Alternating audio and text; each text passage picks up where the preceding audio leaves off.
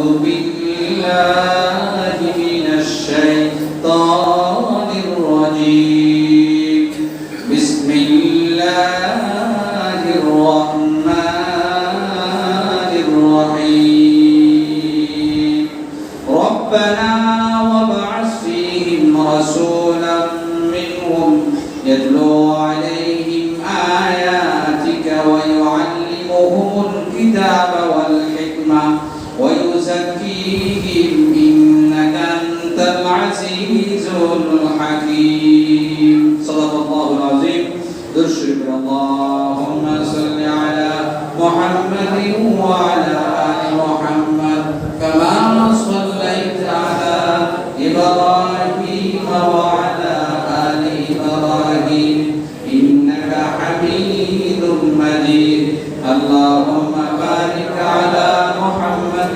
وعلى آل محمد كما باركت على إبراهيم وعلى آل إبراهيم إنك حميد مجيد بلغ العلا بكماله كشف الدجى بجماله حسنت جميع خصاله صلوا عليه وآله معزز محترم حاضرين মহান পরওয়ারদিগারে আলমের দরবারে শুকরিয়া আদায় করে আলহামদুলিল্লাহ আল্লাহ তাআলা আমাদেরকে পবিত্র মাসে আজকে পবিত্র দিন জুমার দিনে এবং সেই 12 রবিউল আউয়াল যেখানে রাসূলের দুনিয়াতে আবির্ভাবের কথাও রয়েছে ওই দিনই আল্লাহ তাআলা আমাদেরকে সুন্দর একটা পরিবেশে বসার তৌফিক দিয়েছেন এজন্য আবারো অন্তর থেকে শুকরিয়া আদায় করে আলহামদুলিল্লাহ এবং সাথে সাথে দরবারে ইলাহিতে দরখাস্ত করি আমাদেরকে যেন তিনি তার সেই হাবিবের তার খলিলের উত্তম উত্তরসূরি হওয়ার তৌফিক দান করবেন আমিন মুহতারাম হাজিরিন মুহাম্মদুর রাসূলুল্লাহ সাল্লাল্লাহু আলাইহি ওয়াসাল্লাম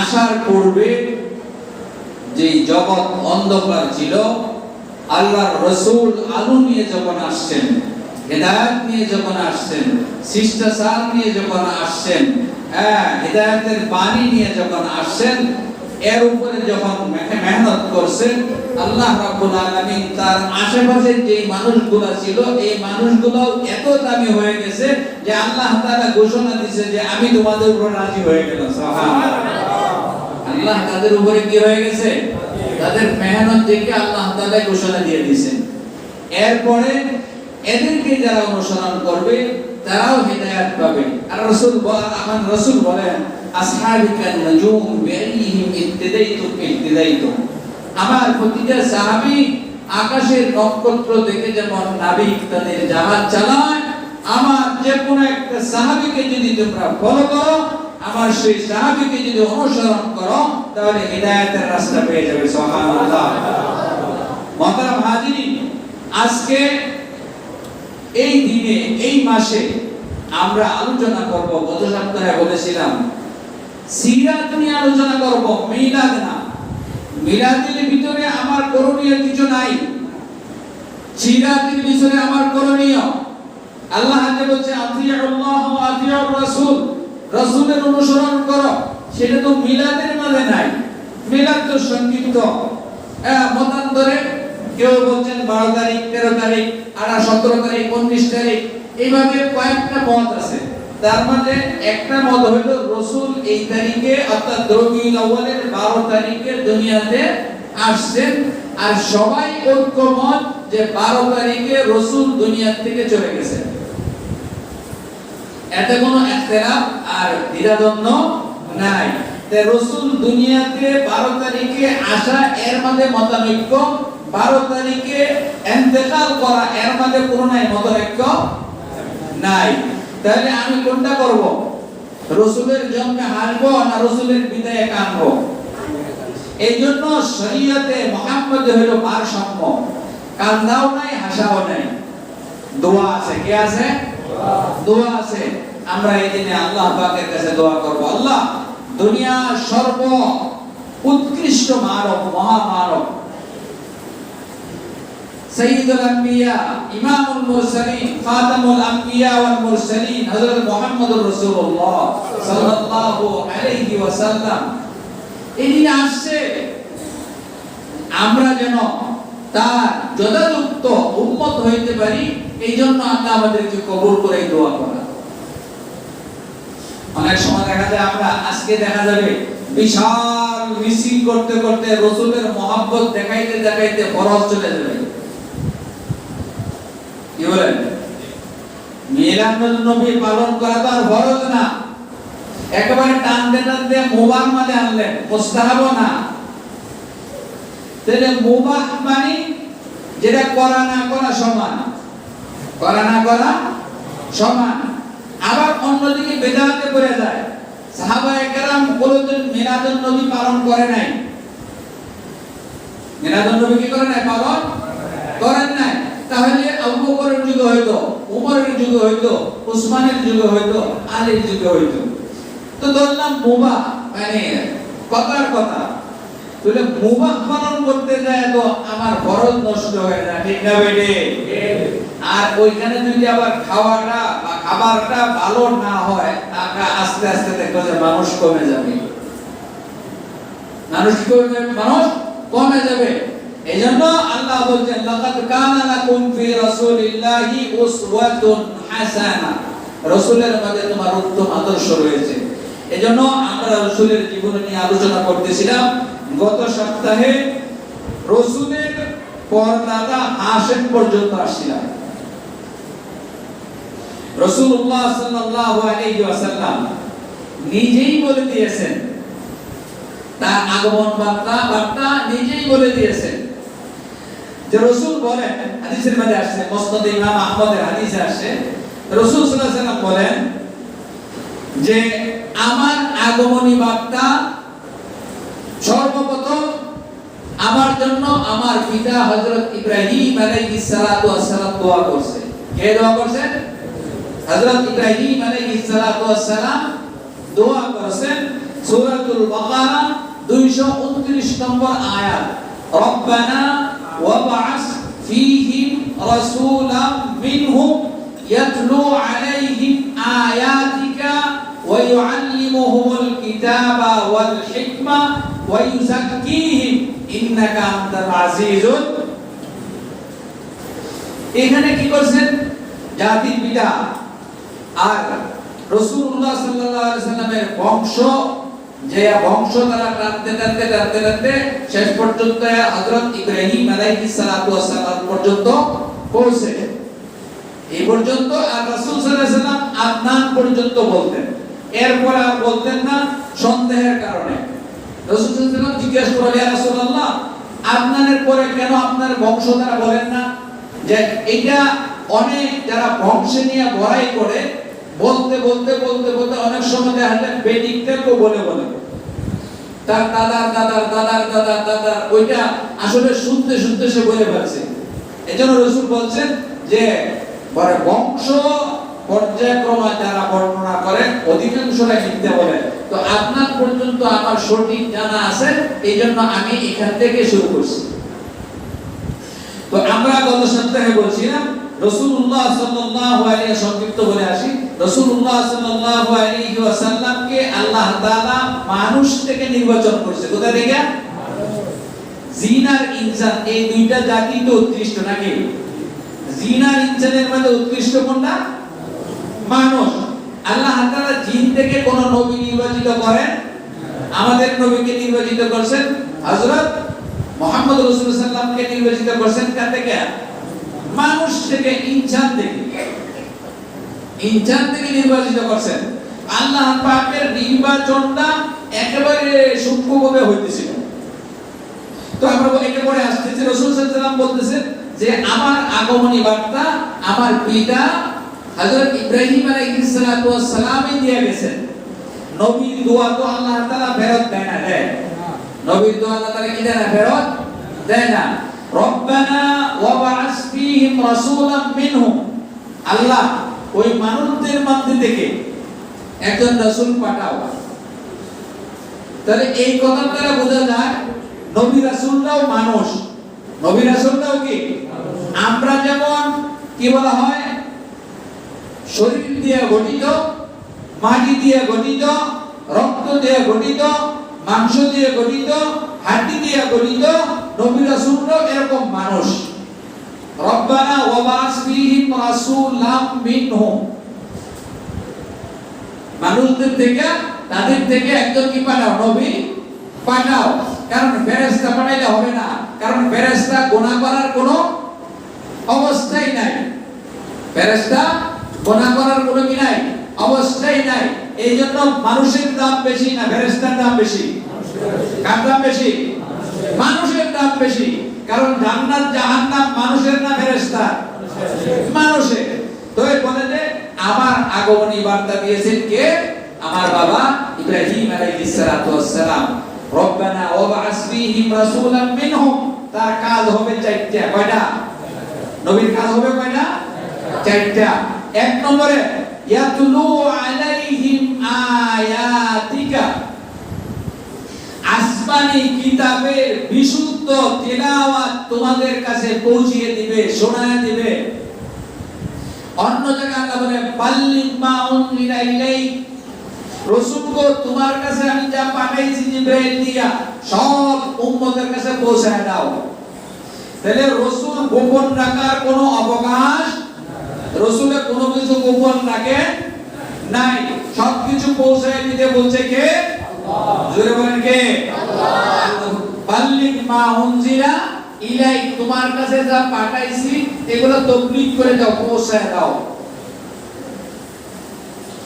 ইয়াতলু আলাইহিম আয়াতিক, এক নম্বরে কোরআনের বিশুদ্ধ তেলাওয়াত তাদেরকে শোনায় দিবে।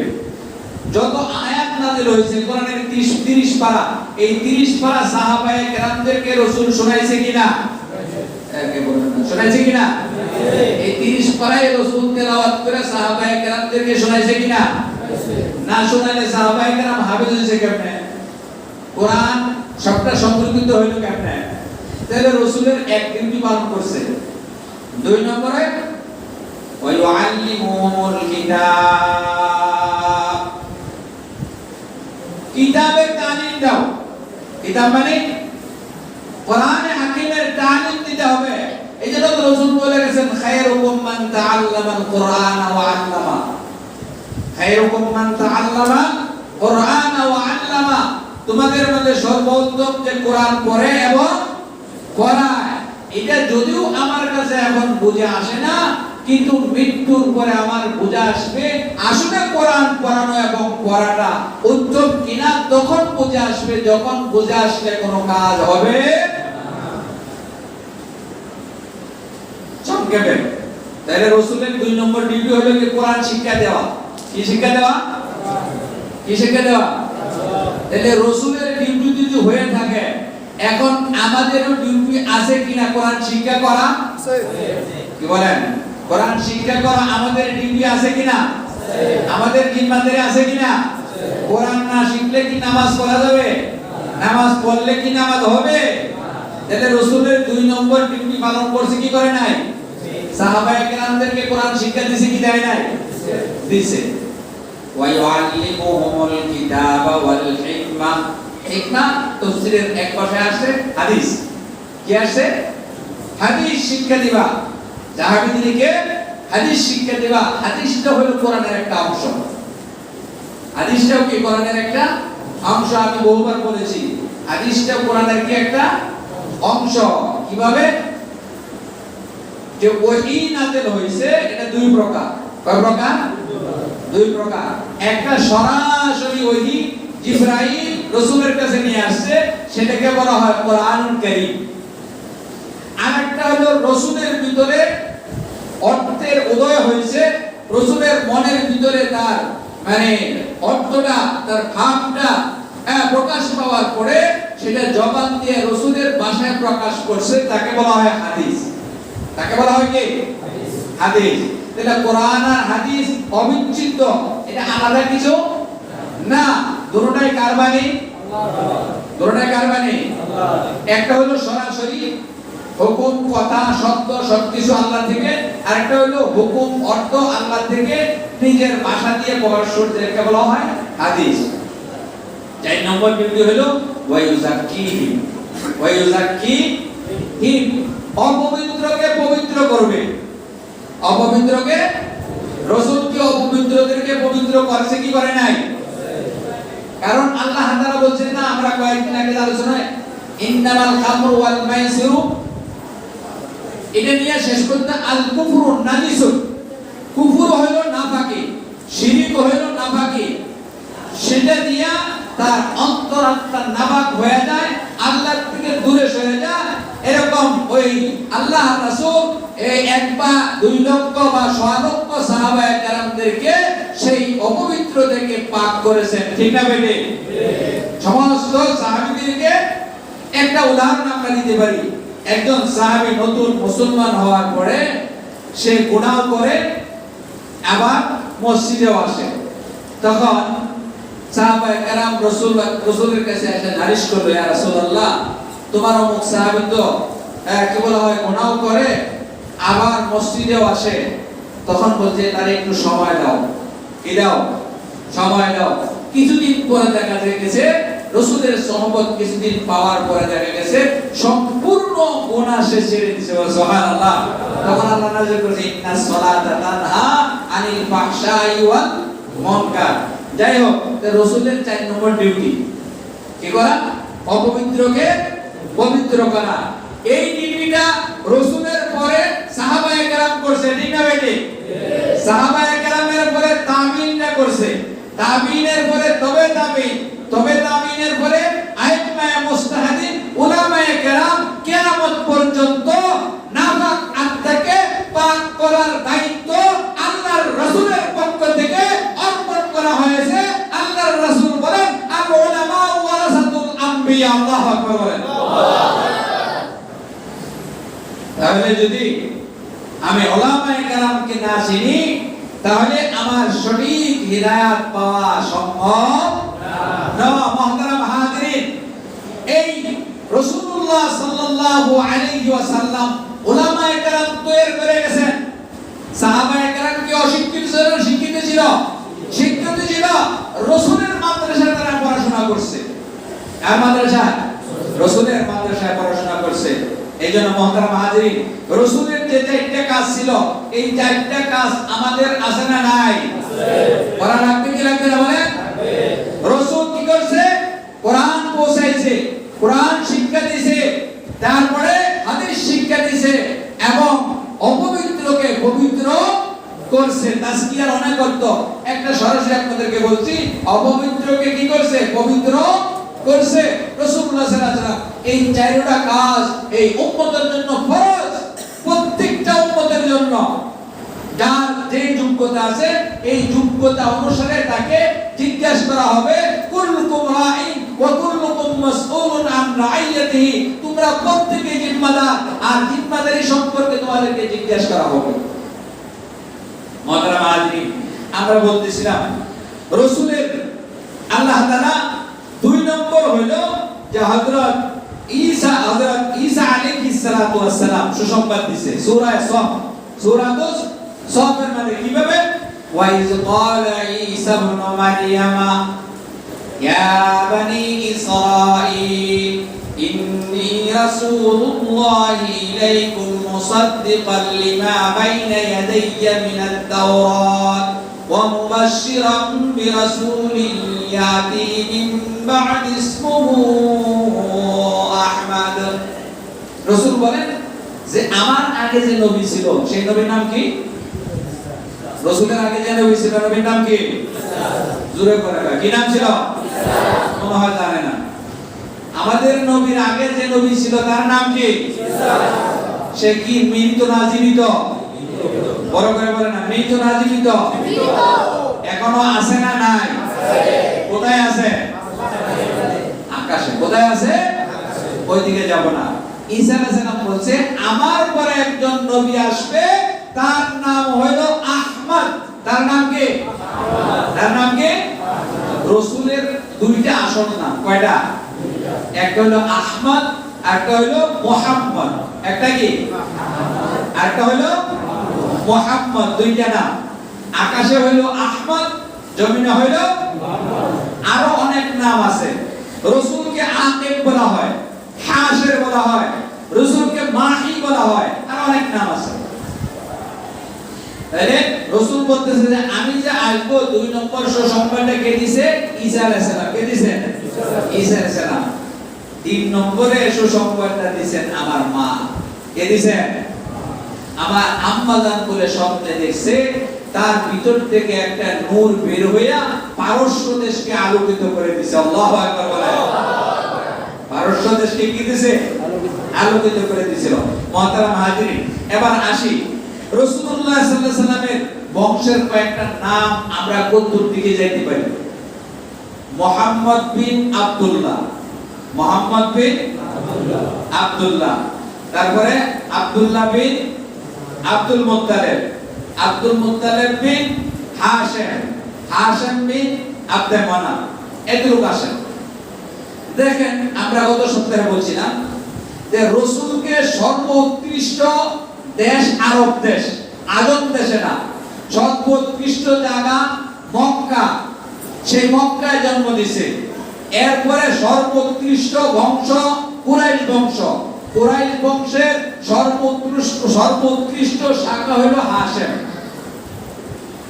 সর্বোৎকৃষ্ট শাখা কি? হাশিম। এই হাশিমি বংশে আল্লাহর নবী জন্ম নিয়েছেন। তাহলে হাশিম রাসূলের কি হয়? কি হয়?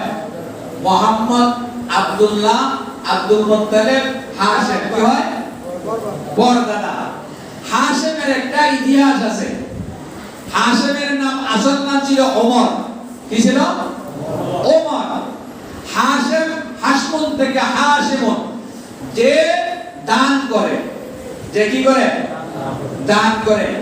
রাসূলকে এমন বংশ থেকে আল্লাহ তাআলা আনছে, এমন পরদাদা থেকে আনছে যেটা রাসূলের শানের সাথে মিল আছে। হাশিম অল্প বয়সে মক্কার সরকারি নেতা হয়েছিল। নেতা হওয়ার পরে দেশে দুর্ভিক্ষ শুরু হয়েছে। দুর্ভিক্ষ শুরু হওয়ার পরে বলতেছে, এটা আমার জন্য শুভনীয় না। আমি এই দেশের নেতা, আর আমার দেশের মানুষ অনাহারে থাকবে, আমি এইটা বরদাস্ত করতে পারবো না। প্রতিদিন উট জবাই করো আর রুটি বানাও, রুটি দিয়ে উটের গোশত দিয়ে খাওয়াও। এই যে করোনার সময় মাঝে মাঝে আমরা চাউল ডাল পাইছি, মনে মনে শুকরিয়া আছে কি আসে নাই? আসে না? আলহামদুলিল্লাহ। এলাকার অনেক যুবক ছেলেরাও নিজেরাও দিছে, অন্য থেকে আইনে দিছে। বলেন আলহামদুলিল্লাহ। তো এইসব ভালো লাগছে। অভাবের সময় কিছু একটা পাইলে ভালো লাগে কি লাগে না? যখন মানুষ অভাবের সময় এই হাশিম তাদেরকে মেহমানদারি করতে লাগলো, তখন মানুষের মধ্যে বলা বলি শুরু হইলো যে তিনি তো হাশিম হয়ে গেছে। হাতেম কয় হয়ে গেছে? কি হয়ে গেছে? হাতেম তো না, হাশিম। কি বলা হয়েছে? হাশিম হয়ে গেছে। অর্থাৎ সে রুটির সাথে গোশত মিলায়া উট জবাইকে খাওয়ায়। এন দেখেন রাসূলের শানের সাথে এটার মিল আছে কিনা। রাসূলকে জিজ্ঞাসা করা হয়েছে, ইয়া রাসূলুল্লাহ, সবচেয়ে বেশি দানবীর কে? রাসূল বলেন, সবচেয়ে বেশি দানবীর হলেন কে? কে? আল্লাহ। জোরে বলেন আল্লাহ। আল্লাহ পাক যে পরিমাণ দান করে আর পৃথিবীর কেউ দান করতে পারে না। আমরা তো 24 ঘন্টা আল্লাহ পাকের নিয়ামতের ভিতরে ডুবন্ত, ঠিক না বেটি? ঠিক। এবার আসেন, এরপরে সুম্মা আনা মিন বনি আদম। রাসূল বলেন এরপরে আমি। এরপরে কি? আমি রাসূলুল্লাহ সাল্লাল্লাহু আলাইহি ওয়াসাল্লাম। রাসূল বলেন এরপরে কি? সুম্মাল উলামা, সুম্মাল উলামা, এরপর উলামায়ে কেরাম। এখন আমাদের সমাজে হয় কি, হুজুররা দেয় না। হুজুররা কি দেয় না? হুজুররা দান করে না, হুজুররা খাওয়ায় না, খায়। আরে না, একজনে পিতল দান করতেছে, আরেকজনে স্বর্ণ দান করতেছে, কোনটার মূল্য বেশি? এর কথা কয় না গিয়া? একজনে আপনারে 1 কেজি পিতল দিল, আরেকজনে 1 কেজি স্বর্ণ দিল, কোনটা মূল্য বেশি? দুনিয়ার ব্যাপারে আল্লাহ বলছে এই দুনিয়াটা যদি আমার কাছে একটা মাছির পাকার পরিমাণ দাম থাকতো তাহলে কোন কাফেরকে আমি কোন একটু পানি পান করাইতাম না। তাহলে দুনিয়াটা আল্লাহর কাছে কি নাই? দাম নাই। উলামায়ে কেরাম কি দেন, আমার ভিতরে যে একটা আব্দুল করিম আছে সেই আব্দুল করিমকে বাঁচিয়ে রাখার জন্য চিরস্থায়ী সুখ শান্তি পাওয়ার যে খোরাক সেটা দেয় উলামায়ে কেরাম। ঠিক না বেঠিক? ঠিক। রাসূল বলেন মিথ্যা না সত্য? যে সবচেয়ে বেশি নানিকে এরপরে উলামায়ে কেরাম। তো আপনারা খাওয়ার টাকা দেন, ওইটার সাথে ওইটার কোনো কি নাই, মিল নাই। কারণ একটা মানুষের জন্য সবচেয়ে দামি জিনিস বলেন তো কি? ঈমান। একটা মানুষের জন্য সবচেয়ে দামি জিনিস কি?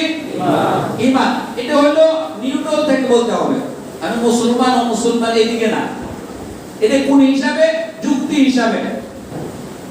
কারণ আমারে সৃষ্টি করছে যে, আমারে পালে যে, আমার অক্সিজেন দেয় যে, আমার সবকিছু রক্ষণাবেক্ষণ করে যে, তাকে মানার দরকার আছে না নাই? আছে। দুনিয়াতে মির্জাফর বলো কেন?